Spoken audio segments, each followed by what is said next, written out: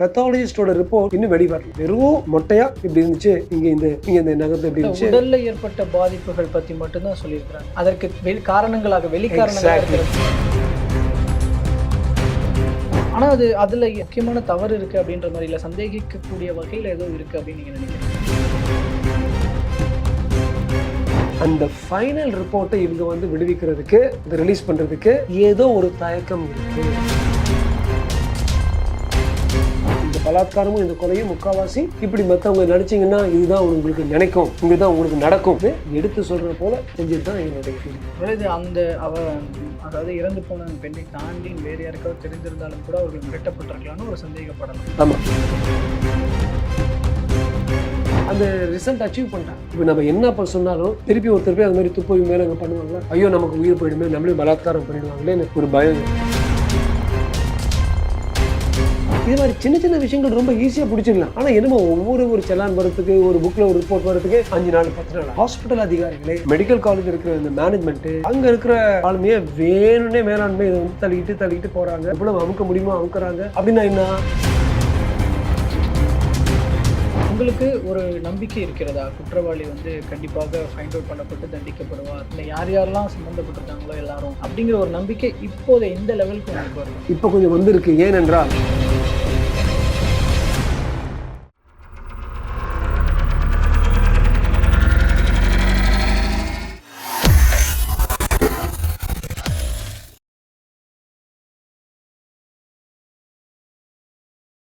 ஐத்தமிழர்கள் அனைவருக்கும் அன்பு வணக்கம். இன்றைய சிறப்பு நேர்காணலில் நம்மோடு இணைந்திருக்கிறார் லைஃப் லைன் ஹாஸ்பிட்டலினுடைய சேர்மன் டாக்டர் ராஜ்குமார் அவர்கள். அவரிடம் தற்போது பேசுபொருளாக உள்ள பல்வேறு விஷயங்கள் குறித்து பேசியிருக்கிறோம். பேசலாம். வணக்கம் சார். வணக்கம். நல்லா இருக்கீங்களா? நல்லா இருக்கேன். நல்லா சூப்பர் சார். ரொம்ப நாள் கழிச்சு மறுபடியும் மீட் பண்றோம். நம்ம லாஸ்டா வந்து கொல்கத்தா டாக்டர் கேஸ் பத்தி நிறைய விஷயம் அப்டேஷன் வர பேசிட்டே இருந்திருக்கோம். இப்போ வந்து ஒரு அப்டேஷனா, போராடும் டாக்டர்கள் வந்து நேற்று சொல்லப்பட்ட விஷயத்துல இன்னைக்கு ஈவினிங் 5 o'clock வரைக்கும் உங்களுக்கு டைம், நீங்க போராட்டத்தை விட்டுட்டு போகணும் அப்படின்ற ஒரு விஷயத்த சொல்லியிருக்கிறாங்க. ஸோ நீங்களும் ஒரு டாக்டராக இருந்து அதை வாட்ச் பண்ணிருப்பீங்க. ஸோ அந்த டாக்டர் ப்ரோட்டஸ்ட் எப்படி போயிட்டு இருந்திருக்கு, இப்போ கோர்ட் சொன்ன இந்த விஷயம் எப்படி பார்க்குறீங்க?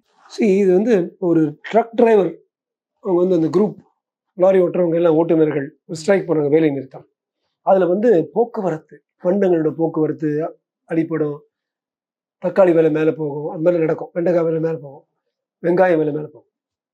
ஆனால் அது ஒரு பெரிய யாரும் மரியாதையாக நீங்கள் வாங்கன்னு சொல்ல மாட்டாங்க. ஆனால் மருத்துவர்கள் வந்து இது மாதிரி வேலை நிறுத்தம் போகும்போது இதனால பாதிப்பு கொஞ்சம் ஏற்படும். இதனால தான் டாக்டர்ஸ் மெடிக்கல் ஸ்ட்ரைக் மட்டும் ஒரு தனி டாபிக். ஏன்னா நாங்கள் வந்து வேலை நிறுத்தம் பண்ணோம்னா இதனால இப்போ சமீப காலத்து கூட இதே கல்கட்டா பல்கலைக்கழக நாங்கள் எல்லாரும் வேலை நிறுத்தம் பண்ணோம்.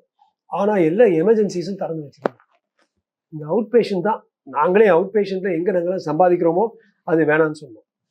இப்போ என்ன ஆயிருக்கு, மருத்துவர்கள் வந்து இது மாதிரி மருத்துவமனைகள் இல்லாத போது ஐ டோன்ட் அண்டர்ஸ்டாண்ட், என்னதான் இருந்தாலும் நாங்கள் எமர்ஜென்சிக்கு வச்சுருப்பாங்க. பட் அவங்க வந்து சுகாதாரத்துறையிலேருந்து அவங்க வந்து ஒரு நோட்டீஸ் விடுத்திருக்காங்க, இது மாதிரி 23 பேர் இந்த மருத்துவர்கள் வந்து வேலை நிறுத்தம் பண்ணதுனால அதுக்கு பலி ஆயிட்டாங்க, இறந்து போயிட்டாங்கன்னு சொல்கிறாங்க. சரி, அது வந்து நம்ம உண்மையா அது பொய்யா நம்ம விமர்சிக்கிறதோட, மருத்துவர்கள் வேலை செய்யலைன்னா உயிர்கள் போறதுக்கு வாய்ப்பு இருக்கு. Yes or no? Yes. So நாங்கள் வந்து ஒரு போராட்டம் செய்கிறோம், ஒரு விஷயம் சொல்கிறோம், எங்களுக்குள்ளேயே ஒருத்தர் வந்து கொல்லப்படுறாங்க, பலாத்காரம் செய்யப்படுறாங்க, ஹாஸ்பிட்டலுக்குள்ளேயே எங்கேயாவது போய் கோவாவில் போய் பண்ணால் பரவாயில்ல, ஹாஸ்பிட்டலுக்குள்ளேயே பண்ணுறோன்னா ஒரு பயங்கரமான கொடுமை.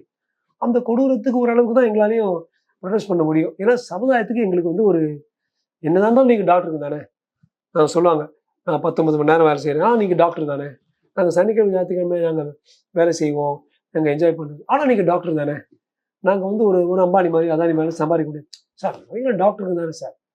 அதாவது அது மக்கள் மத்தியில் அந்த ஃபீலிங் இருக்குது. டாக்டர்னா தியாகம் பண்ணிக்கிட்டே, தன்னை தியாகம் பண்ணி ஊருக்காக உழைப்பவன். ஸோ அந்த கோட்பாடில் வந்து நான் ஒத்துக்கிறேன்.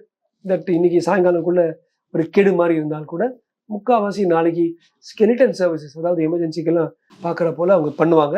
ஆனால் அவங்களுடைய ஆதங்கமும் அவங்களோட வலியும் உண்மை, அது நம்ம மறுக்கவே முடியாது. இவ்வளவு நாள் ஆச்சு, இப்போ 1 மாதம் ஆயிடுச்சு. இன்னும் இவன் பண்ணா, இவங்களோட சேர்ந்து பண்ணா, இப்படி பண்ணா, இந்த பேர்பட்ட ஒரு ஜனநாயகத்தினால அது வந்து நிரூபிக்க முடியலங்கிறது ரொம்ப கஷ்டம் கொடுக்குற ஒரு விஷயம். இதுல கொஞ்சம் கேஸ் ரிலேட்டடா அதுல கொஞ்சம் டெப்த்தா போகும்போது, நீதிபதிகள் கொஞ்சம் வருத்தம் தெரிவிச்சு கேள்விகளாகவும் முன் வச்சிருக்கிற ஒரு விஷயம். இந்த பிரேத பரிசோதனை செய்யப்பட்டப்போ, அ அ அந்த இடத்துல குறிப்பிடப்படுற முக்கியமான அந்த ஆவணத்த பத்தி எதுவுமே சொல்லாதது அப்படிங்கிறது கவலை அளிக்கிறது அப்படிங்கிறது சொல்லியிருக்கிறாங்க. ஸோ அதுல நீங்க கூர்ந்து கவனிக்கிற விஷயம்.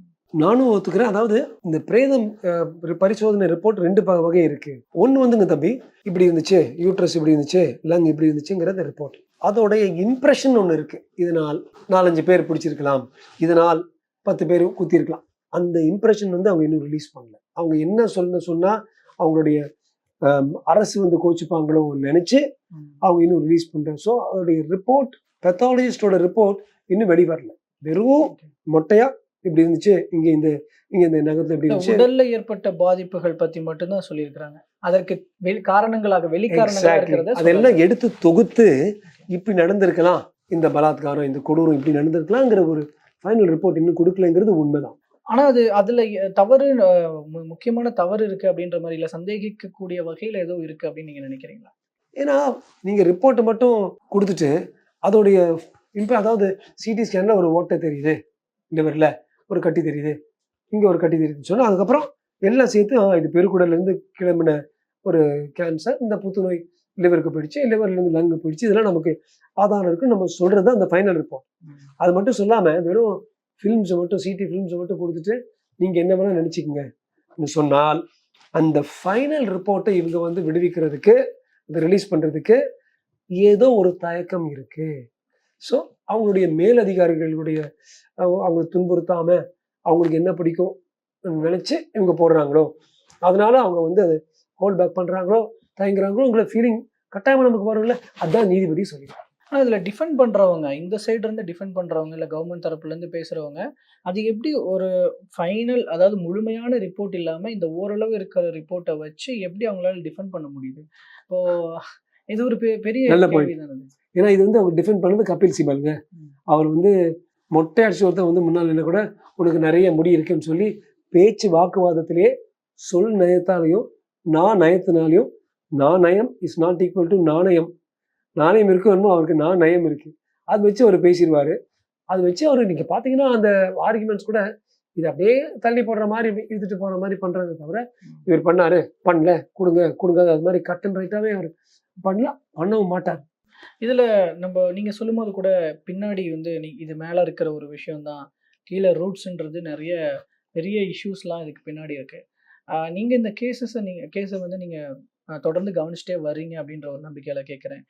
அதை நோக்கி விசாரணைக்கு விசாரணை அந்த கால்கள்லாம் நீண்டிட்டு போகுது அப்படின்னு நீங்க நினைக்கிறீங்களா?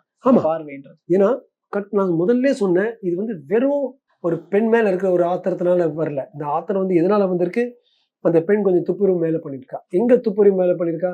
காசு. எல்லாமே பாத்தீங்கன்னா பைபிள்ல போடுவோம், the root of evil is the excessive love of மணின்னு விவிலியத்துல எழுதியிருக்கு. அதேதான் கடைசியில வந்து இங்க பாத்தீங்கன்னா காசுக்கு தான் வந்து சேரும்.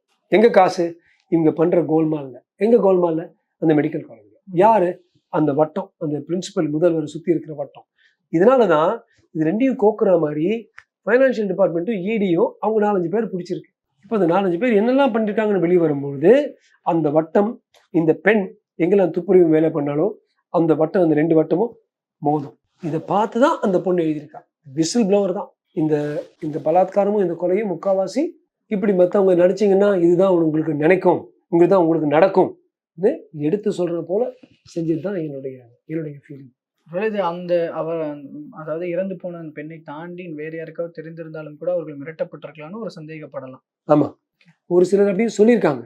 ஆனா இது கூட எங்களுக்கு சொல்றதுக்கு பயமா இருக்கு. ஏன்னா இந்த வட்டத்துல 2 டிஎம்சி பாராளுமன்ற உறுப்பினர்களோட பசங்களும் அதுல இருக்காங்க, அந்த பாய்ஸும் இருக்காங்கன்னு தான் எல்லாரும் அப்படியே பயந்து, அதாவது அவங்க எதுக்காக பண்ணாங்களோ அதை வந்து அடைஞ்சிட்டாங்க, அந்த ரிசல்ட் அச்சீவ் பண்ணிட்டாங்க. இப்போ நம்ம என்ன சொன்னாலும் திருப்பி ஒருத்தர் போய் அது மாதிரி துப்புரவு மேல அங்கே பண்ணுவாங்களா, ஐயோ நமக்கு உயிர் போயிடுமே, நம்மளையும் பலாத்காரம் பண்ணிடுவாங்களேன்னு ஒரு பயம் இருக்கும். ஸோ இட்ஸ் சேட், பட் அவங்க அச்சீவ் பண்ணிட்டாங்க. இதுல நான் ஒரு விஷயம் கேட்கணும்னு நினைச்சேன் சார். இந்த பிரேத பரிசோதனை உடல் ஒப்படைக்கப்பட்ட போது இருந்த செலான் எங்கே அப்படிங்கிற அந்த ஒரு விஷயத்த கேள்வியெல்லாம் கேட்டிருக்கிறாங்க. அது என்னன்னு கொஞ்சம் விளக்கமா சொல்ல முடியும்? ஸோ அது ஒப்படைக்கும் பொழுது இந்த இந்த இந்த பெண் வந்து இது மாதிரி பலாத்காரம் செஞ்சு கொல்லப்பட்டால் என்று நாங்கள் நினைக்கிறோம், சொல்லி அது எழுதி கொடுத்து அந்த ஒரு சலானில் போகும். அல்லது death due to rape and murder, unnatural death அது இருக்கா, அல்லது இதெல்லாம் பார்த்து அந்த சலானில் இது வந்து தற்கொலை, எப்படி அவங்க அப்பா அம்மா கிட்ட தற்கொலைன்னு சொன்னாங்களோ, சுற்றி இருக்கவங்க கிட்ட தற்கொலைன்னு சொன்னாங்களோ, தற்கொலைன்னு எழுதியே இந்த பிரேத பரிசோதனைக்கு இந்த பெண் அனுப்பியிருந்தால், யார் அனுப்பியிருந்தாலும் அவங்க முகத்திலையும் அவங்க மண்டையிலையும் கில்ட் இருக்கு, தவறு இருக்கு. இல்லைன்னா இது மாதிரி இப்போ அப்பத்தமா அது மாதிரி பலாத்காரம் செஞ்சு கொல்லப்பட்டவங்களை போய் தற்கொலை எழுத மாட்டாங்க. ஆனா அந்த சலன் வந்து இப்ப வந்து காணாமல் போய்விட்டது. அந்த சலன் பார்த்தா டெஃபினட்டா அந்த இன்டென்ட், இவங்க அந்த நோக்கம் இருந்துச்சா பொய் சொல்றதுக்கு பித்தலாட்டம் பண்றதுக்கும் தெரிஞ்சிடும். இப்ப இவ்வளவு தெரியும்ல, சலான்ல வந்து டாக்டர்ஸே இது ஒரு தற்கொலை எழுதுன்னா டெஃபினட்டா அவங்க கல்யூஷன் இருக்கு, வேணும்னு எழுதிருக்காங்கன்னு தெரிஞ்சிடும். அதாவது அதில் யாரு அதை எழுதியிருக்கிறாங்களோ அப்போ அவங்கள மையப்படுத்தி விசாரிக்கும் போது அடுத்தடுத்த விஷயம் கரெக்டாக தெரிஞ்சிடும். இதனால தான் கோர்ட் அது கேட்குது. ஆனால் அது இப்போ காணல. ஆனால் அந்த ஆக்சுவலாக அந்த புக்கில் பார்த்தா அந்த கார்பன் காப்பியாக இருக்கும். இது மாதிரி சின்ன சின்ன விஷயங்கள் ரொம்ப ஈஸியாக பிடிச்சிடலாம். ஆனால் என்னமோ ஒரு செலான் வரத்துக்கு, ஒரு புக்கில் ஒரு ரிப்போர்ட் வரதுக்கு 5 நாள் 10 நாள் ஆகும். அப்படின்னா என்ன, ஹாஸ்பிட்டல் அதிகாரிகளே, மெடிக்கல் காலேஜ் இருக்கிற இந்த மேனேஜ்மெண்ட்டு, அங்கே இருக்கிற ஆளுமையே வேணும்னே மேலாண்மை இதை வந்து தள்ளிக்கிட்டு போகிறாங்க. எவ்வளவு அமுக்க முடியுமோ அமுக்குறாங்க, எவ்வளவு கண் துடைப்பாக பண்ண முடியுமோ பண்ணுறாங்கங்கிற ஒரு சந்தேகம் நமக்கு தர்க்க ரீதியில் லாஜிக்கலி ஸ்பீக்கிங் கிளம்புது. ஸோ இப்போ நான் ஃபைனலாக இப்போதைக்கு கேட்கணும்னு நினைக்கிற விஷயம், அப்போ இது எல்லாத்தையும் வச்சு பார்க்கும் பொழுது உங்களுக்கு ஒரு நம்பிக்கை இருக்கிறதா? குற்றவாளி வந்து கண்டிப்பாக ஃபைண்ட் அவுட் பண்ணப்பட்டு தண்டிக்கப்படுவார், இன்னும் யார் யாரெல்லாம் சம்மந்தப்பட்டிருக்காங்களோ எல்லாரும், அப்படிங்கிற ஒரு நம்பிக்கை இப்போதை இந்த லெவலுக்கு உங்களுக்கு வருதா? இப்போ கொஞ்சம் வந்திருக்கு. ஏனென்றால் 2 முக்கியமான அம்சங்கள் இது இருக்கு. ஒன்று, சுப்ரீம் கோர்ட்டே இதில் வந்து இன்வால்வ் ஆயிருக்கு. நம்பர் 1, பல நீதிபதிகளை பற்றி பல விஷயங்கள் நம்ம கேட்குறோம், இங்கே வாங்கினாங்க அங்கே வாங்க. அப்படி இருந்தோம் உச்ச நீதிமன்றத்தில் அட்லீஸ்ட் இதை தாண்டி எங்கேயோ ஒரு நீதி இருக்கும்ங்கிற ஒரு நம்பிக்கை எனக்கு இருக்கு. 2வது, சிபிஐங்கிறது ஒரு மத்திய ஒரு மையம், சென்டர், அந்த சென்டர்லேருந்து வர்றது. ஸோ இவங்க வந்து இப்போ என்ன நியாயத்துக்கும் நீதிக்கும் என்ன லக்கு பாருங்க. இப்போ இந்த மத்தியமும் சரி அங்கே மாநிலமும் முட்டிட்டு இருக்காங்க. அப்படின்னா மாநிலத்தில் ஏதாவது ஒரு தவறு இருந்துச்சுன்னா அது விடாமல், கண் துடைப்பாக இல்லாமல் டெஃபினட்டாக மேலே எடுப்பாங்க. அட்லீஸ்ட் இந்த பொலிட்டிக்கல் அரசியல் காரணத்துக்காகவாவது சிபிஐ இது சும்மா விடாமல் ஒரு நல்ல ஒரு அமுக்கி அங்கே மிஸ்டேக் தான் எடுத்து பிடிச்சிருவாங்க. So CBI and Supreme Court, இந்த 2 அம்சங்களும் எனக்கு ரொம்ப மையங்களுக்கும் எனக்கு பெரிய ஒரு நம்பிக்கை இருக்கு. இதனால இதுவே அங்கே லோக்கல் டிஸ்ட்ரிக்ட் கோர்ட்டும் லோக்கல் போலீஸ் இருந்துச்சுன்னா இந்த அளவுக்கு எனக்கு நம்பிக்கை இருந்திருக்காது. இது மாதிரி ஆயிடுச்சு பாருங்க. அதாவது அதுவும் இந்த மாநிலம் வந்து டபுள் என்ஜின் மாநிலம் இல்லை. இதனால எப்படின்னு சொல்றேன், ஒருவேளை வேற மாதிரியே கூட இருந்திருக்கலாம். அது டபுள் என்ஜின் மாநிலம். ரீசெண்டாக ஸ்டேட் கவர்மெண்ட் தரப்புல இருந்தும் இந்த மாதிரி பாலியல் குற்றவாளிகளுக்கு மரண தண்டனை வழங்குவதற்கான ஸ்டெப் எடுக்கணுன்ற மாதிரியான அந்த மசோதாக்கள்லாம் இப்போ அதை பற்றிலாம் அந்த ஒரு விஷயம் பண்ணாங்க. அது வந்து அந்த ஆக்ஷன்ஸ்லாம் உங்களுக்கு நம்பிக்கையை கொடுக்கலையா? எனக்கு ஏன் நம்பிக்கை கொடுக்கலாம், நீங்கள் தமிழ்நாடு பார்த்தீங்கன்னா உடனே அங்கே நடந்ததுக்கு தமிழ்நாடுல வந்து ஒவ்வொரு மருத்துவமனையிலும் நம்ம இது போட்டுற போகிறோம், சிசிடிவி போட்டுற போகிறோம், உள்ள வாங்கவங்களுக்குள்ள சீட்டு கேட்க போகிறோம், நுழைவிச்சுட்டு அங்கேயே காவல் நிலையங்களை போட போகிறோம், அந்த சிசிடிவிக்கும் காவல் நிலையக்கும் கம்ப்ளீட்டாக டைப் பண்ண போகிறோம். இது மாதிரி பல விஷயங்கள் நம்ம தமிழ்நாடு அரசு வந்து அனௌன்ஸ் பண்ணாங்க. அதை நான் ரொம்ப பாராட்டுறேன். எப்படி நீட்டுக்கு எனக்கு வந்து I don't go with the Tamil Nadu government, நீட்டை பொறுத்தவரை or 370 or uniform civil code. ஆனால் இந்த விஷயம் நான் with Tamil Nadu government thumbs up அவங்க பண்ணாங்க. உங்கள் வீட்டில் நடந்திருக்கு, பக்கத்து வீட்டுக்காரன் பூட்டு போடுறான் வீட்டுக்கு, ஏன் நீ உங்கள் வீட்டுக்கு பூட்டு போட முடியாது? ஏன் இதே மம்தா வந்து எல்லா மருத்துவமனைகளும் நாங்கள் சிசிடிவி வைக்க போகிறோம்னு சொல்லி தான் நான் ரொம்ப சந்தோஷப்பட்டிருப்பேன். ஆனால் சரி, இந்த ஒரு விஷயமாவது பண்ணியிருக்காங்க. அது அவங்க வந்து ஒரு இமேஜ் பில்டிங்காக இருந்திருக்கலாம். அப்படி இருந்தோம் அவங்க பண்ணாங்கிறது சந்தோஷம். பல்வேறு தகவல்களை பகிர்ந்துக்கிட்டீங்க சார். இது போக இன்னும் பல்வேறு விஷயங்கள் சார்ந்த கருத்துக்களையும் தகவல்களையும் எங்கள் மூலமாக மக்களோடும் பகிர்ந்துக்கிட்டதுக்கு ரொம்ப நன்றிங்க சார். நன்றி தம்பி, நேர்களுக்கும் நன்றி.